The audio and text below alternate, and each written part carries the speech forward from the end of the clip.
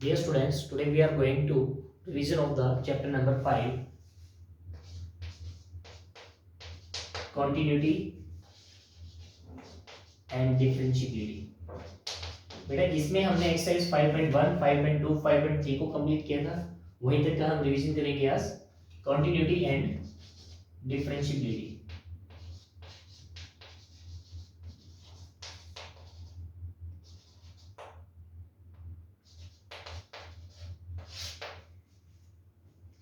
ठीक है बेटा, कौन इसमें फर्स्ट जो टॉपिक था अपना कंटिन्यूटी था. कंटिन्यूटी किसी भी फंक्शन को कंटिन्यूअस प्रूव करने के लिए सबसे पहले हम उसका ग्राफ प्लॉट करेंगे. अगर उसके ग्राफ में कहीं पर किसी पॉइंट पर ना तो ब्रेक हो और ना ही किसी पॉइंट पर नॉट डिफाइंड हो तो हम कहेंगे function is continuous. Function is continuous for all real values. अगर उसने किसी भी पॉइंट पर ब्रेक दे दिया तो हम कहेंगे कि उसी पॉइंट पर वो फंक्शन क्या हो जाएगा, नॉट कंटिन्यूअस हो जाएगा, डिसकंटिन्यूअस हो जाएगा. Get it. तो देखिए अगर हमारे पास सिंगल कोई फंक्शन गिवन है यानी पॉलिनोमियल टाइप से अगर कोई फंक्शन गिवन है तो वो फंक्शन हमेशा क्या होगा, कंटीन्यूअस फंक्शन होगा फॉर ऑल रियल वैल्यूज के लिए. अगर हमारे पास फंक्शंस के टू पॉलिनोमियल फंक्शंस में दे दिया जाता है, जैसे टू ब्रैकेट्स में दे दिया जाता है, तो वहां पर हमें चेक आउट करना पड़ता है कि जिस पॉइंट पर वो ब्रेक हो रहा है कि वहां पर अगर वो सेम वैल्यू दे रहा हो तो ग्राफ क्या हो जाएगा, कंटिन्यू हो जाएगा. अगर डिफरेंट वैल्यू दे रहा हो तो ग्राफ कंटिन्यूअस नहीं होगा, और ग्राफ कंटिन्यूअस नहीं होगा तो फंक्शन भी हमारा कंटिन्यूअस नहीं होगा. अगर किसी भी फंक्शन को कंटिन्यूअस प्रूव करना है तो हमें थ्योरेटिकली क्या करना पड़ेगा, left hand limit equal to right hand limit equal to F of limit is equal to finite. अगर ये केस इक्वल आ जाता है तो हम कहेंगे कि फंक्शन कैसा है, उस पॉइंट पर कंटिन्यूअस है. अगर कोई भी चीज इक्वल ना हो, suppose left hand side left hand limit और राइट हैंड लिमिट भी इक्वल ना आए, या ये दोनों तो इक्वल आ जाए लेकिन इसके इक्वल ना आए, या फिर इन तीनों तो इक्वल आ जाए लेकिन ये फाइनाइट ना आए. फाइनाइट आना बहुत जरूरी है बेटा. अगर ये फाइनाइट ना आए तो हम फंक्शन को क्या कहेंगे, फंक्शन इज डिसकंटीन्यूअस. क्योंकि बेटा देखो लेफ्ट हैंड लिमिट में कभी इनफाइनाइट हो सकता है, राइट हैंड लिमिट में भी इनफाइनाइट हो सकता है, एफ ऑफ लिमिट भी इनफाइनाइट हो सकता है. लेकिन ये देख रहे हैं हम, क्या ये फाइनाइट वैल्यू है, नहीं है ना. तो हमने क्या कहा है कि ये तीनों हो इक्वल हो तो फाइनाइट वैल्यू क्या होनी चाहिए. अगर ये इनफाइनाइट है तो जरूरी नहीं है कि इस वाला इनफाइनाइट और इस वाला इनफाइनाइट इक्वल हो. इसीलिए हम क्या कहते हैं कि तीनों का इक्वल के साथ साथ कैसा होना जरूरी है, फाइनाइट होना जरूरी है. तो एक क्वेश्चन कर लेते हैं बेटा कंटीन्यूअस पर. गिवन है आपको fx is equal to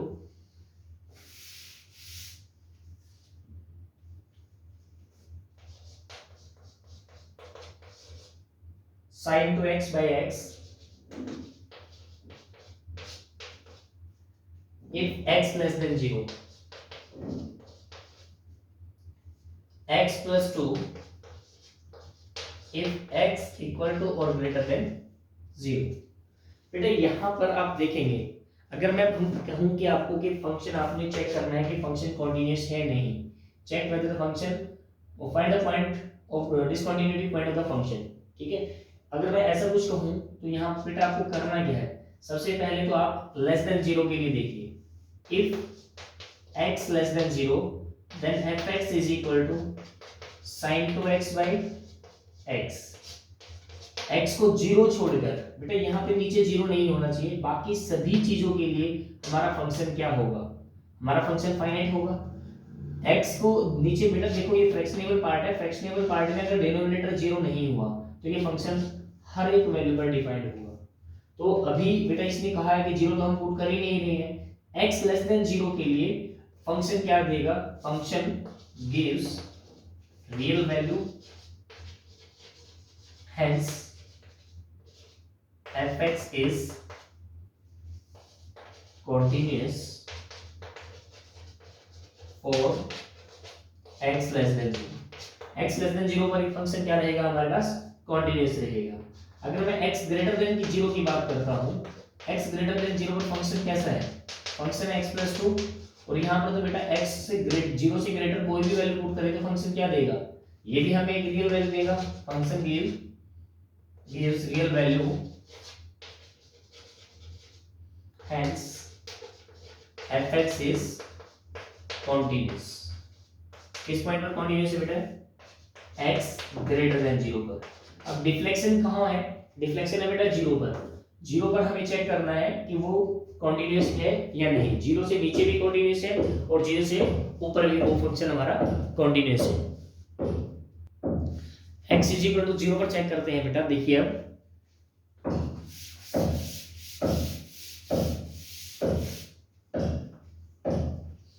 if x is equal to 0 taking left hand limit at x is equal to 0 left hand limit लेंगे तो बेटा लिमिट क्या हो जाएगी हमारे पास, लिमिट हो जाएगी x tends to 0 minus h।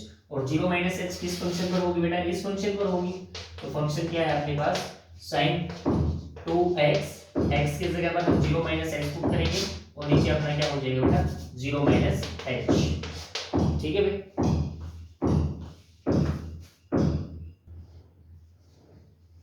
तो क्या हो जाएगा बेटा यहाँ पर, क्योंकि जीरो से मल्टीप्लाई हो जाएगा जीरो हो जाएगा, तो यहाँ हो जाएगा साइन माइनस 2h बाय में माइनस h। अब साइन में जो भी एंगल होता है नेगेटिव हो तो वो बाहर आ जाता है, माइनस साइन 2h अपॉन में h। देखो बेटा माइनस h, माइनस से माइनस कैंसिल हो जाएगा, इसको हम 2 से मल्टीप्लाई और 2 से डिवाइड कर सकते हैं, यानी ऊपर नीचे दोनों तरफ 2 से मल्टीप्लाई हो सकता है। ऐसा होने के बाद यहाँ पर h टेंड्स टू कैसा है बेटा 0, तो sin 2h बाई 2h ये कैसा हो जाएगा, अगर लिमिट टेंड्स टू 0 हो तो ये 1 हो जाएगा, 1 की 2 से मल्टीप्लाई हो जाएगा, कितना हो जाएगा बेटा 2। तो लेफ्ट हैंड लिमिट आपके पास कितना आ गया है 2। राइट हैंड लिमिट देख लीजिए, राइट हैंड लिमिट में अगर हम आंसर पुट करते हैं फंक्शन की लिमिट क्या हो जाएगी 0 प्लस h हो जाएगी, और लिमिट 0 प्लस h होने के बाद फंक्शन क्या हमारे पास x प्लस 2 है, x की जगह पर हम 0 प्लस h पुट कर रहे हैं 2, s tends to 0, s tends to 0 होने के बाद फंक्शन कैसी वैल्यू दे रहा है बेटा 0 प्लस 2 वैल्यू देगा, तो फंक्शन की वैल्यू होगी बेटा 2। तो लेफ्ट हैंड लिमिट और राइट हैंड लिमिट तो इक्वल आ गई है। अब f ऑफ लिमिट निकाल लेते हैं।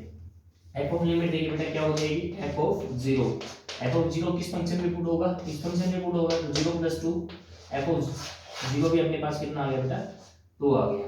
तो हम कह सकते हैं कि left hand limit, right hand limit और f ऑफ लिमिट तीनों का आंसर कैसा है 2 है। Hence function is continuous at x is equal to 0। ये जो फंक्शन है ये लेस देन 0 पर भी कॉन्टिन्यूअस था, ग्रेटर देन 0 पर भी कॉन्टिन्यूअस था, और बेटा 0 पर भी कैसा है ये कॉन्टिन्यूअस है। तो हम कहेंगे कि function is continuous for all real values, सभी रियल वैल्यूज के लिए फंक्शन कैसा है हमारा कॉन्टिन्यूअस। तो बेटा किसी भी फंक्शन को कॉन्टिन्यूअस प्रूव करने के लिए इस टाइप से हम क्वेश्चन को सोल्व करेंगे। इसके बाद बेटा नेक्स्ट जो कॉन्सेप्ट था वो था अपना डेरिवेबिलिटी एंड डिफरेंशिएबिलिटी। कॉन्टिन्यूअस का मीनिंग होता है नो ब्रेक, और डिफरेंशिएबिलिटी का मीनिंग होता है बेटा यूनिट टेंजेंट, यानी कि किसी भी पॉइंट पर अगर हमें डिफरेंशिएशन निकालना है किसी भी फंक्शन का, तो उस पॉइंट पर बेटा एक ही टेंजेंट बनना चाहिए। अगर वहां पर मोर देन वन टेंजेंट बने दैट मींस कि वो फंक्शन डिफरेंशिएबल नहीं रहेगा।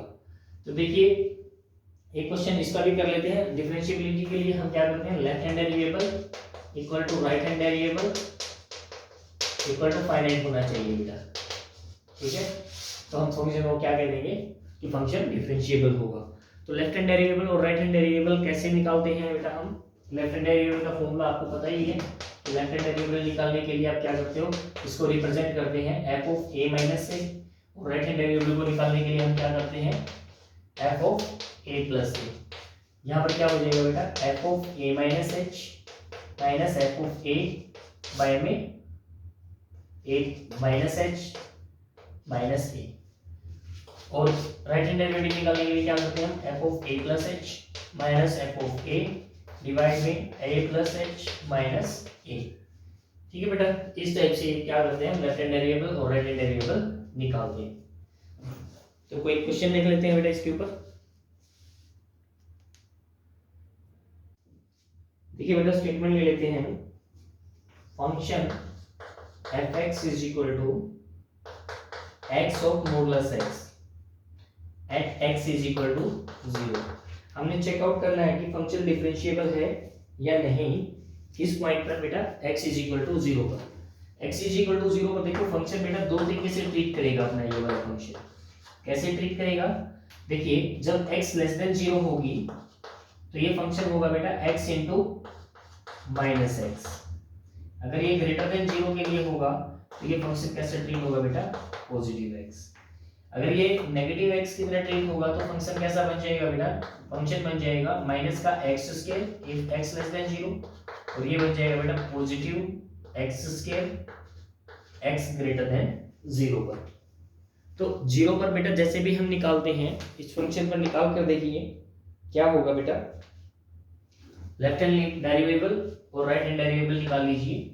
लेफ्ट हैंड डेरिवेबल देखिए बेटा इस पॉइंट पर, तो लेफ्ट हैंड डेरिवेबल कैसे निकालते हैं, एफ डैश 0 माइनस, तो यहाँ पे क्या हो जाएगा F of 0 minus H minus F of 0 by में माइनस एच बच जाएगा ओनली। तो देखिए क्या वैल्यू आने वाली है इसकी, यहाँ पर 0 माइनस एच किस फंक्शन में पुट होगा बेटा, इस वाले फंक्शन में पुट होगा। अगर इस वाले फंक्शन में हम 0 माइनस एच पुट कर रहे हैं तो 0 माइनस एच का स्केल माइनस एफ ऑफ 0 0 की वैल्यू 0 का स्केल 0 ही रहेगा बाई में माइनस एच का स्केल कितना हो जाएगा, पॉजिटिव एच स्केल की माइनस से मल्टीप्लाई हो जाएगी, तो बेटा माइनस का एच स्केल बाई में एच, तो ये कितना हो जाएगा, माइनस का एच है ना, माइनस से माइनस कैंसिल हो जाएगा, इससे ही कैंसिल हो जाएगा। एच की वैल्यू कितनी है 0, एच डैश तो 0 होने के कारण हमारा एफ डैश 0 माइनस की वैल्यू क्या आई है, 0 आई है बेटा। लेफ्ट हैंड डेरिवेबल की आपकी वैल्यू आ गई 0, लेफ्ट हैंड डेरिवेबल की वैल्यू आ गई 0, तो राइट हैंड डेरिवेबल की निकालिए बेटा क्या आएगी। राइट हैंड डेरिवेबल में देखिए आप क्या पुट करेंगे, एफ ऑफ 0 प्लस में F of 0 plus H put करते हैं। 0 प्लस एच किस फंक्शन में पुट होगा अपना, इस फंक्शन में पुट होगा, 0 प्लस एच स्केल माइनस 0 का स्केल 0 हो जाएगा, और डिवाइड में कैसा बच जाएगा बेटा अपने पास ओनली पॉजिटिव एच का स्केल कितना हो जाएगा, H scale positive H scale, और ये कटने के बाद में क्या वैल्यू आ गई आपकी एच टेंड्स टू 0 है तो इसकी वैल्यू आ गई 0। लेफ्ट हैंड डेरिवेबल की वैल्यू भी बेटा 0 आ गई है और राइट हैंड डेरिवेबल की वैल्यू भी 0 आ गई है। अगर दोनों की वैल्यू इक्वल है और फाइनाइट है तो हम फंक्शन को कैसा बोलेंगे, डिफरेंशिएबल बोलेंगे बेटा। तो फंक्शन का डिफरेंशिएबिलिटी के लिए left hand derivable equal to right hand derivable का होना जरूरी है और फाइनाइट आंसर का आना भी जरूरी है। अगर कोई फंक्शन ऐसी इस प्रॉपर्टी को होल्ड करता है तो वो डिफरेंशिएबल फंक्शन है, अदरवाइज वो डिफरेंशिएबल फंक्शन नहीं है। गेट इट बेटा। इसके बाद नेक्स्ट जो कॉन्सेप्ट देखिए हमने क्या किया था 5.2 एक्सरसाइज में, 5.1 एक्सरसाइज कंप्लीटली कॉन्टिन्यूअस पर डिपेंड थी और 5.2 एक्सरसाइज में बेटा हमने डिफरेंशिएबिलिटी की थी और डिफरेंशिएबिलिटी के साथ साथ डिफरेंशिएशन भी हमने फंक्शनों का निकाला था। अगर किसी फंक्शन का डिफरेंशिएबल पॉसिबल है तो वो फंक्शन डिफरेंशिएबल होगा, तभी हम उसका डिफरेंशिएशन निकालेंगे। और डिफरेंशिएशन निकालने के लिए बेटा बेसिक जो 4 फॉर्मूले हैं वो आपको पता होना चाहिए। सिंपली अगर हमें fx का डेरिवेटिव करते हैं तो उसको हम क्या लिखते हैं f डैश x। अगर y है तो y का डिफरेंशिएशन को हम क्या लिखते हैं बेटा dy बाय dx। ठीक है भाई। अगर अपने पास फंक्शन 2 फंक्शन एडिशन में है तो उनका डिफरेंशिएशन निकालना है तो वो सेपरेटली हमारे पास क्या निकल जाता है f डैश x और बेटा g डैश x। अगर अपने पास सब्ट्रैक्शन में 2 फंक्शन है तो उनके पास उनका डेरिवेटिव निकालने के लिए भी हमारे पास डायरेक्टली इंप्लीमेंट हो जाता है इस टाइप से। अगर अपने पास 2 फंक्शन है fx इंटू gx, प्रोडक्ट में अगर 2 फंक्शन है और उनका हम डेरिवेटिव निकाल रहे हैं तो उसका डेरिवेटिव कैसे निकलता है, प्रोडक्ट रूल लगेगा, चेन रूल भी हम इसको बोलते हैं। वो क्या होता है, first function as it is second का derivative plus second as it is first का डेरिवेटिव।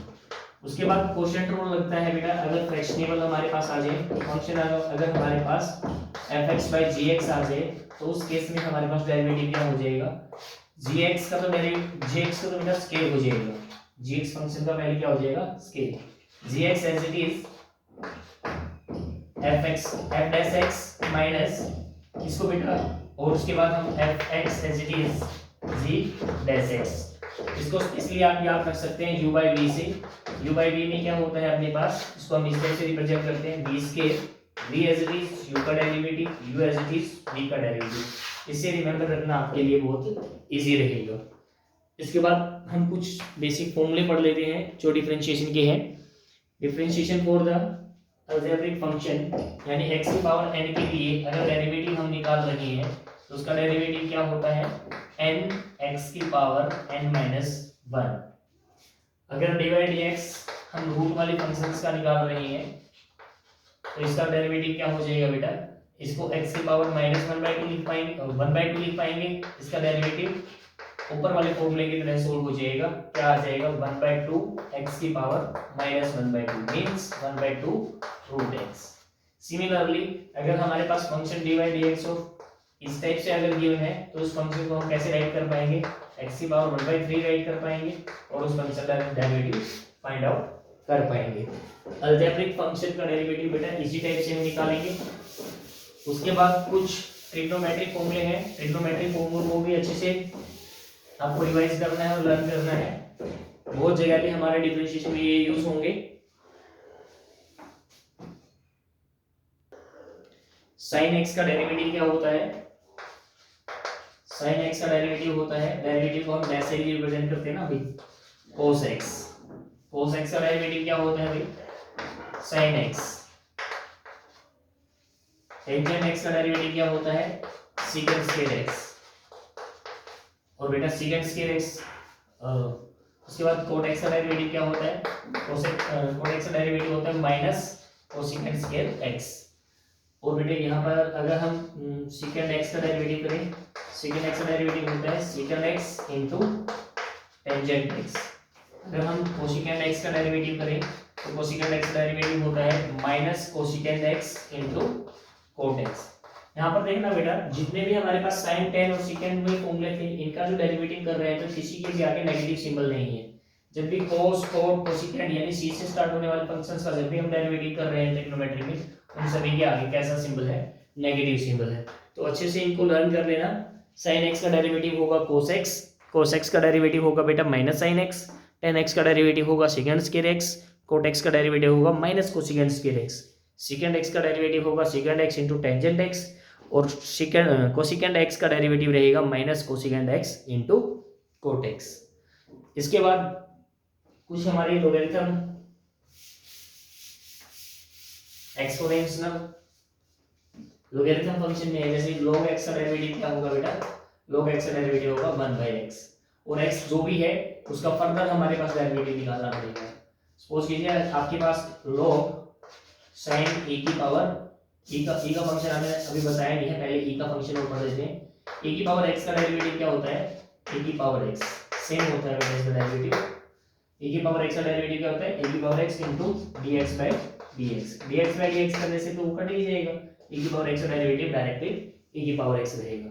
देखिए अगर मैं फंक्शन दे देता हूं log sin में जो एंगल है वो e की पावर 5x है, इसका डेरिवेटिव निकालना है तो इसका डेरिवेटिव कैसे निकालेंगे, पहले तो बेटा log x का निकालेंगे। log x का डेरिवेटिव क्या हो जाएगा 1/sin x हो जाएगा और sin x क्या है e की पावर 5x। उसके बाद बेटा फिर अंदर फंक्शन का डेरिवेटिव हो जाएगा, फंक्शन का डेरिवेटिव sin x का डेरिवेटिव क्या हो जाएगा cos x cos e की पावर 5x x। फिर अंदर एक एंगल का जो डेरिवेटिव करेंगे तो क्या हो जाएगा e की पावर 5x, e की पावर 5x का e की पावर 5x और बेटा 5x का डेरिवेटिव कितना हो जाएगा 5। तो इस टाइप से हमारा आंसर आ जाएगा 5 e की power 5x। cos by sin same है तो इसको हम क्या कह देंगे, एंगल सेम होने का cot e की पावर 5x। ये आपका आंसर हो जाएगा।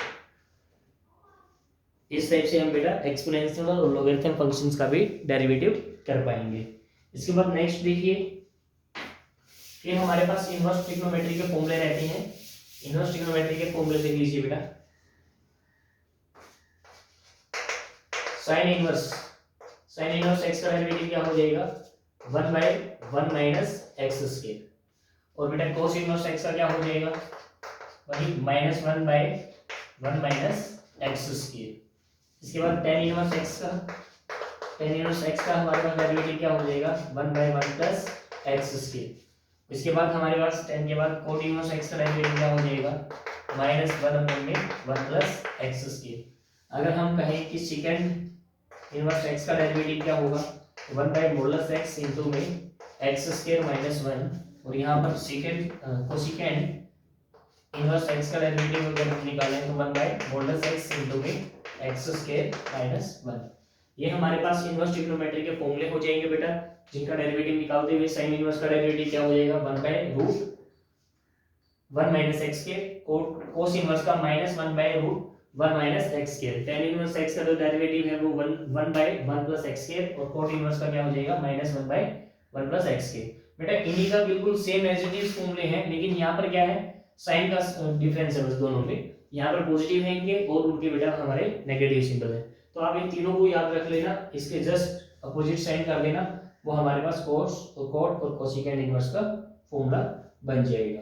तो बेटा 4.2 एक्सरसाइज में हमें डायरेक्टली 5.2 एक्सरसाइज में हमने डायरेक्टली डिफरेंशिएशन के कुछ अलजेब्रिक फंक्शंस का डेरिवेटिव निकालना है। और यहाँ पर 5.3 में बेटा हमें इनवर्स फंक्शन दिए हुए हैं, और इनवर्स फंक्शन में भी बेटा कॉम्प्लिकेटेड एंगल आप लोगों को दिए हुए होंगे। उन कॉम्प्लिकेटेड एंगल को चैप्टर 2 की हेल्प से आपने क्या करना है, पहले तो सिंपलेस्ट एंगल में कन्वर्ट करना है, और सिंपलेस्ट एंगल में कन्वर्ट करने के बाद फिर हमने क्या करना है, उसको सिंपल रेशो में कन्वर्ट होने के बाद उसका डेरिवेटिव निकालना है। एक क्वेश्चन कर लेते हैं जो हमने एनसीईआरटी में वैसे प्रीवियस वीडियो में सोल्व भी किए थे। एक दो क्वेश्चन देख लेते हैं यहाँ पर किस टाइप से हमें उनको सोल्व करना है।